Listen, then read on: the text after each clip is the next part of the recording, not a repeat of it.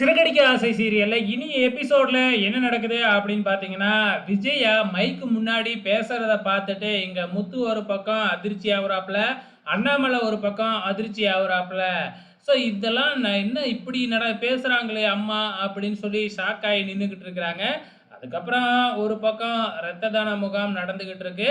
இந்த பக்கம் ஒவ்வொருத்தவங்களா வந்துகிட்டு இருக்கிறாங்க. இப்ப கடைசியா விஜயாவுக்கு டாக்டர் பட்டம் வாங்கி தரேன்னு சொன்னாங்க இல்லையா? அவங்க வராங்க. அவங்க வந்த உடனே விஜயாவும், பார்வதியும் சேர்ந்துகிட்டு பண்றதெல்லாம் பார்த்துட்டு ரொம்ப ஆச்சரியப்பட்டு போறாங்க. வந்த உடனே விஜயா எல்லாத்தையுமே இன்ட்ரோடியூஸ் பண்ணி வைக்கிறாங்க. தன்னோட மூத்த பையன் மனோஜ், அதுக்கப்புறம் வந்து பார்த்தீங்கன்னா, லாஸ்ட் பையன் எல்லாத்தையுமே இன்ட்ரோடியூஸ் பண்ணி வைக்கிறாங்க. ரவியிலேருந்து எல்லாத்தையுமே.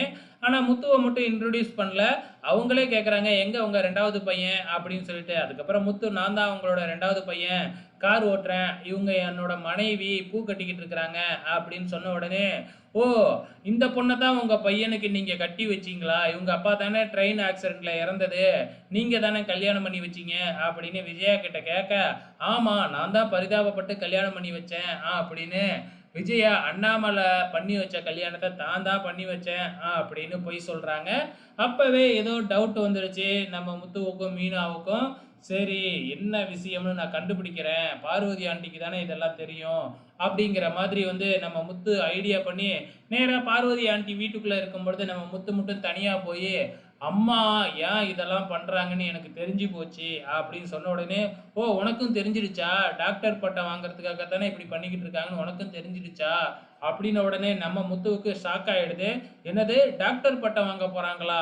அப்படின்னு கேட்ட உடனே, "ஏன் நீ தானே தெரிஞ்சிடுச்சுன்னு சொன்ன. அப்போ உனக்கு தெரியாதா? நான் தான் உளறிட்டேனா?" அப்படின்னு சொல்ல, "நான் ஏதோ இந்த ஏரியா கவுன்சிலர் எலக்ஷனுக்காக நிக்க போறாங்கன்னுல நெனச்சேன்." அப்படின்னு நம்ம முத்து பயங்கரமா ஷாக் ஆகுறாப்ல.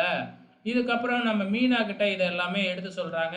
"இப்படியெல்லாம் ஃப்ராடுத்தனம் பண்ணி டாக்டர் பட்டம்லாம் வாங்கவே கூடாது. டாக்டர் பட்டம்ங்கிறது எப்படியாற்பட்ட பட்டம்.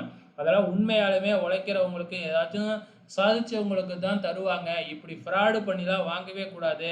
அப்படின்னு சொல்லி நம்ம முத்துவும், மீனாவும் முடிவு பண்ணிடுறாங்க. அம்மா எப்படி டாக்டர் பட்டம் வாங்குறதுக்காக பொய்யான வீடியோ எடுக்குறாங்களோ, நம்ம அம்மாவ உண்மையான வீடியோவ எடுத்து அவங்க கிட்ட குடுக்கணும் அப்படின்னு முத்துவும், மீனாவும் பிளான் பண்ணிடுறாங்க. ஸோ அதுக்கு ஏத்த மாதிரி விஜயா வந்த உடனே முத்து போய் பேச்சு குடுக்க ஆரம்பிக்கிறாங்க. இந்த பக்கம் மீனா வீடியோ எடுத்துக்கிட்டு இருக்கிறாங்க. ஸோ அப்ப வந்து நம்ம முத்து போய் கேள்வி கேட்குறாங்க. "நீங்க எப்ப எங்களுக்கு கல்யாணம் பண்ணி வச்சீங்க? அப்பா தானே எங்களுக்கு கல்யாணம் பண்ணி வச்சாரு." அப்படின்னு சொல்ல, "ஆமான்டா, அப்பா தான் பண்ணி வச்சாரு. உங்களெல்லாம் எனக்கு பிடிக்கவே பிடிக்காது. இப்ப என்ன?" அப்படின்னு ரொம்ப கேவலமா மீனாவோட குடும்பத்த பேசிக்கிட்டு இருக்கிறாங்க.